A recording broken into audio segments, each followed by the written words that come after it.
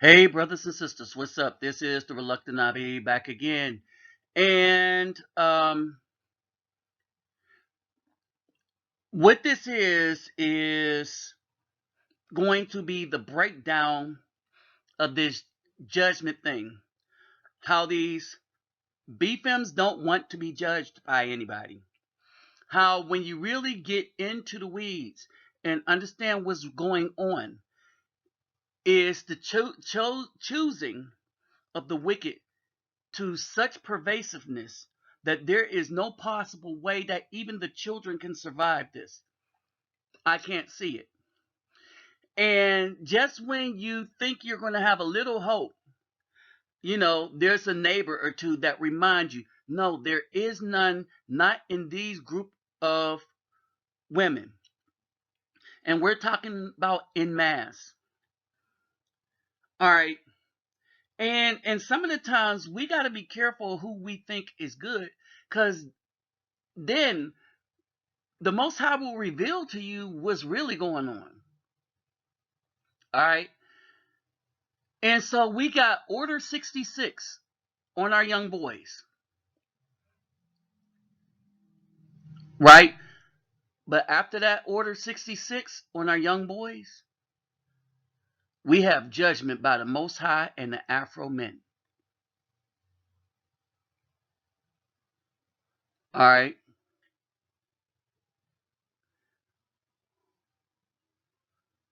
And the whole community is going to be judged.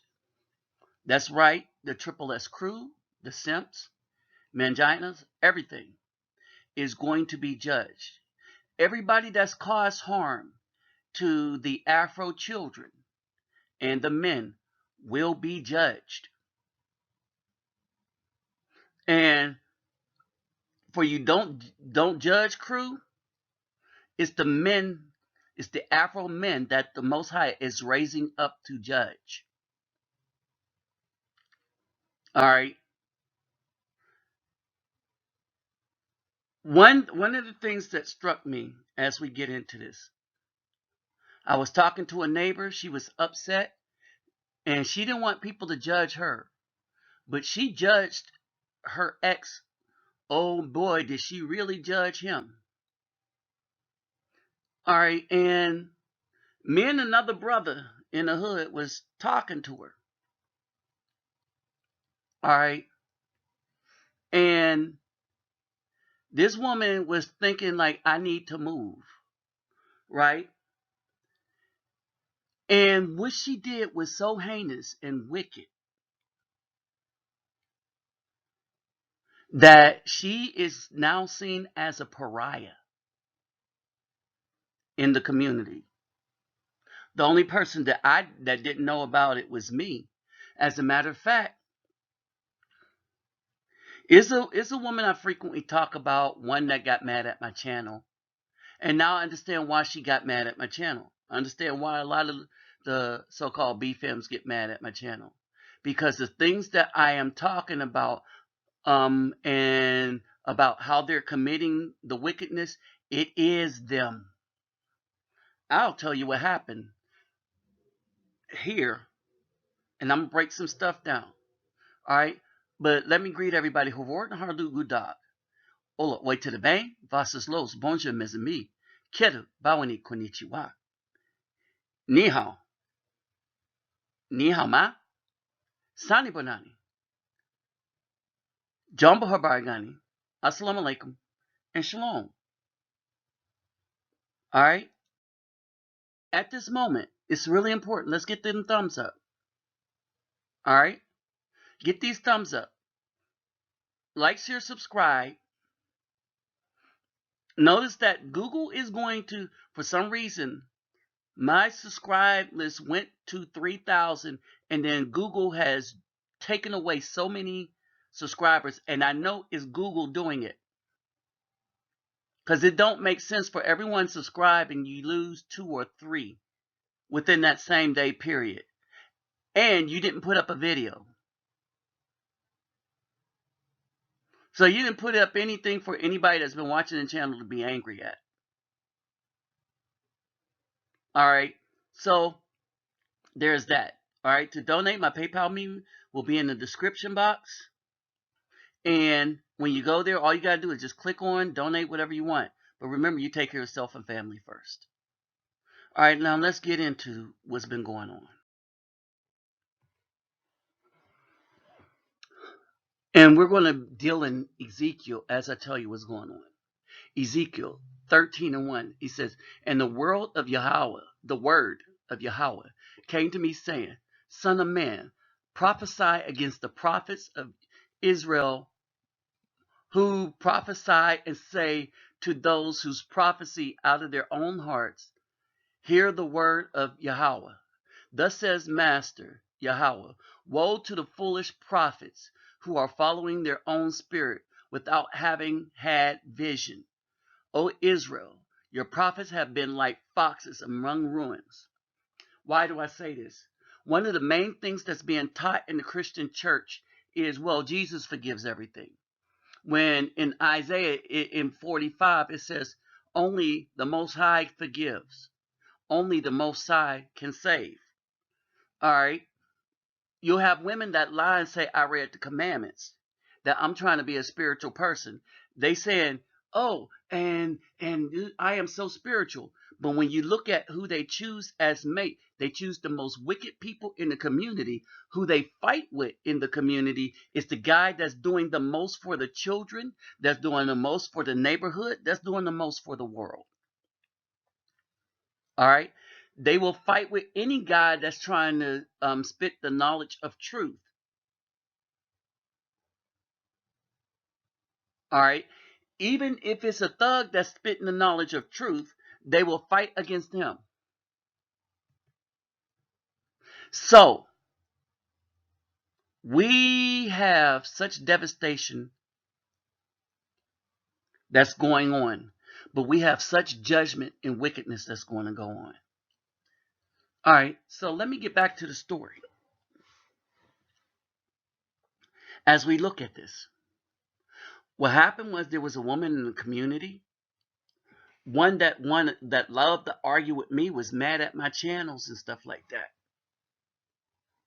Right? The one I told you that blocked me, right? Wanted my phone number, called me, then blocked it. And I said, well, but then called me on another line wanting some help, but I didn't see it until late. And I said, I can't help you unless you unblock the number and you communicate. But then again, I couldn't help her anyway. All right? Because she had established nothing. Now, I didn't think anything would be of anything like that. But I did have an impression because of this woman that was positive, because we had an event and she was helping at the event. But so, how many people understand that some of the times these women are helping to be seen? So they could be seen helping so that they could fool good people into thinking that they're good people when actually their hearts are full of wickedness. And you don't really know it until something breaks down. So I'm not paying attention to anything. I'm doing my thing, Y'all know what I do. I'm helping children and stuff like that. The question came up, why are you always going to Brazil? Angry that a brother is going to Brazil and helping others. Right?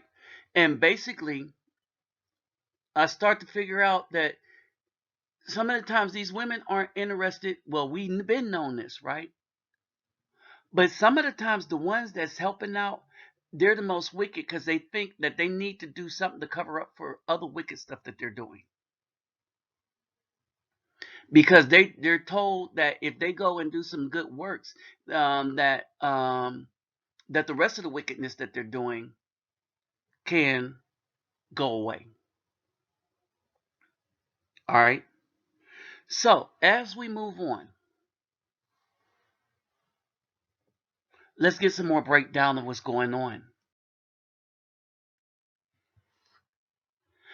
So we have a woman that pushes out good men. And one was trying to figure out, well, this is a nice, attractive looking woman. What happened that the man did not want nothing to do with her at all? The next thing that comes up is the whole time that we've discussed stuff, no matter what happened, every false narrative about women that she should know is false because she knows she's not as strong as she thinks she is. But you can't tell her nothing, even at the price of her almost harming herself to try to prove that she's as strong as a man and letting something really, really heavy like a couch fall on her because she can't really hold it up the way the man was holding it up. And she almost get crushed under to a man, say like myself, that's a lot stronger come and lifts it up. All right.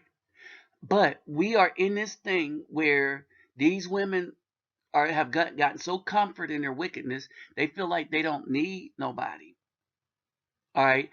And then they convince their little boys that it's not good to be a man because they see the vitriolic way in the way that the woman treats the home, the disrespect that she gives to any man, and she will only choose a man that she could disrespect. Let's get back to this woman. All right.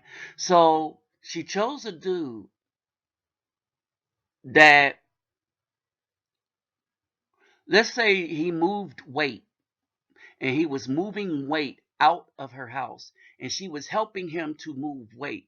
So she wanted to choose a man that had nothing, barely had clothes on his back, right? That didn't look like the other guy that she was trying to convince that she's a good woman, right? There's a partner that work out, man, he in shape too. But no, and he'll probably be go up there and hit two people. Two of us was invited to, but no. And one of the things that his thing was too much of a risk. What was the risk?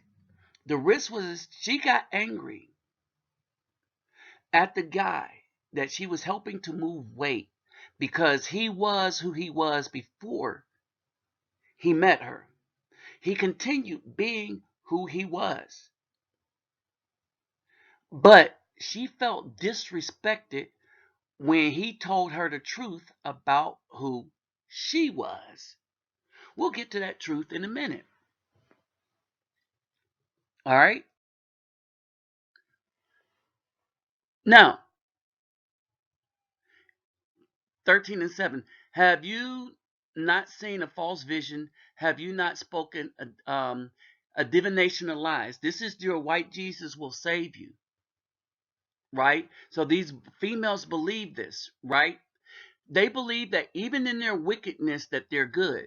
And even though they're doing wickedness, they'll say because their church said we have all come short of the glory of God. No, we are the glory of God.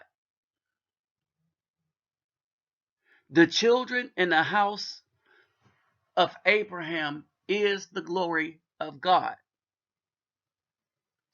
Why? Because we acknowledge the commandments that were written in our hearts. We acknowledge the one true, no need a statue one. We acknowledge that if we're good to each other and follow the commandments, then we're doing what the God with the the God that is the creator of the earth wanted.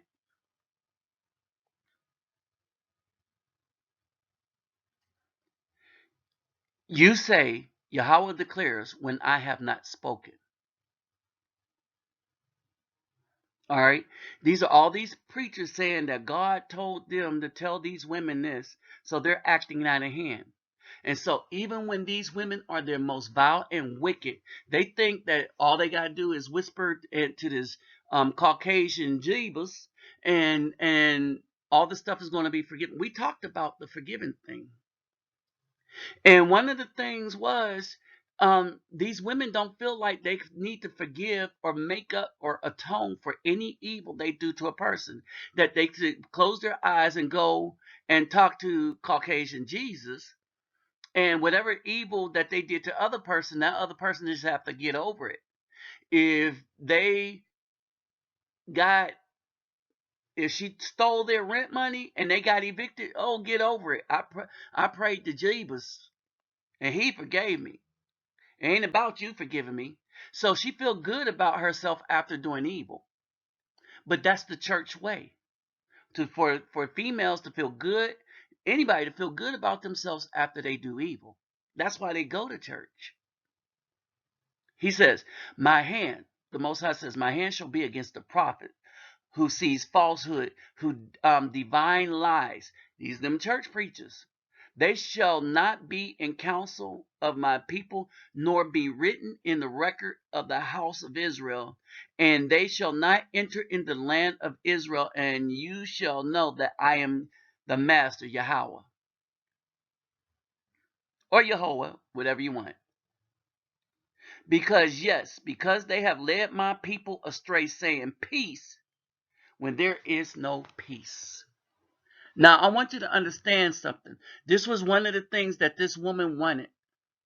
You should talk about lifting. Everybody wants us to uplift these women when there is not supposed to be any peace. I keep telling y'all, we are at war.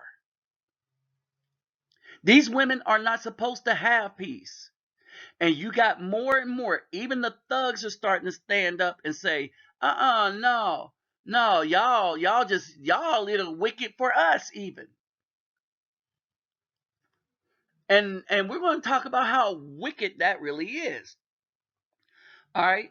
And so these women think they've made it. They think that their stuff, it don't stink and they could do anything they want. All right. When one is building a wall, see, they are coating it with whitewash. Say what? Did it say whitewash? And when one is building a wall, see, they are coating it with whitewash. That's scripture. Ezekiel 13 and 10. All right, I read it. Y'all know what it is.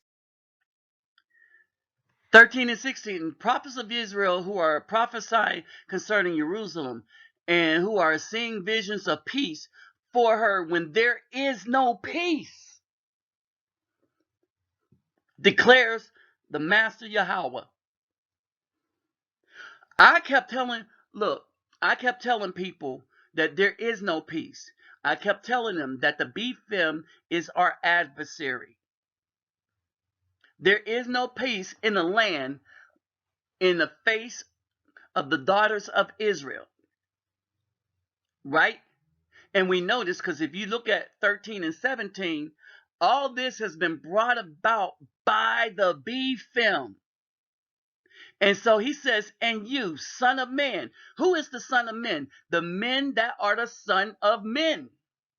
Because not everybody on earth, roaming the earth, is the son of man.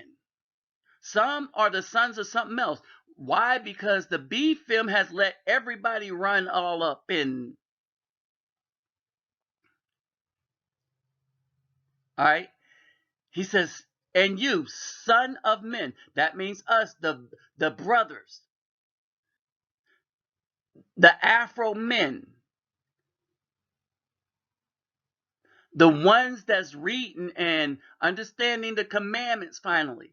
He says, set your face against the daughters of your people. Can I get an amen? Let me read that. Ezekiel 13 and 17. I kept telling you, I'm not BSing when I said we are supposed to judge these women. I'm not BSing you when I said they are our adversary. He says, and you, son of man, set your face against the daughters of your people who are prophesying out of their own hearts and prophesy against them. And you shall say, this is what Master Yahweh said. Woe to the women sewing cushion for all joints of the hand and those of the making of veils for the heads of the people of every size. to hunt beings. You hunt the being of my people while you keep alive your own beings. Sound like that abortion stuff. Keep alive the wicked and try to destroy the righteous. And you have profaned me among my people for handfuls of barley and pieces of bread. You have profaned me among my people for handfuls of barley and pieces of bread. Remember, all these church women are now turning to Wiccan. All these women decided to throw away the men for Section 8 and food stamps. How much you get from, what do you get from, with food stamps? Just a handful of barley and pieces of bread. You don't get a good life for your children. And they're spending most of that, right? They have sold us out. The BFM have sold out the community. Wait a minute. To put to death beings that should not die. Ooh, there's that abortion. To put to death beings that should not die. All them babies. To put to death beings that should not die. 37%. To put to death beings that should not die. Over 22 million since 1973, not counting California's death toll, not counting Maryland's death toll, not counting New Hampshire. And to keep alive beings who should not live by your lying to my people who listen to lies.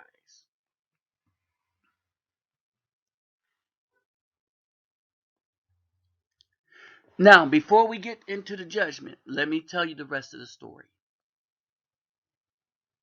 What happened was this woman, she gets involved with somebody that's moved, and then she's going to help him move weight out of her house. She's raising a teenage son. This, she got a thug while she's raising her son. And as she's talking about how the father don't want nothing to do with her, now you start to understand why. This is a woman that thinks that there is no worth in a good man. This is a woman that will bring a thug to move weight out of her house while she has a son. This is the typical single BFM black mother. All right. And what happens is, as this dude was doing all kind of things, him and his brother had one girl up there and she could hear through the walls. And then he's running in and out many other women that she's hearing in through the walls.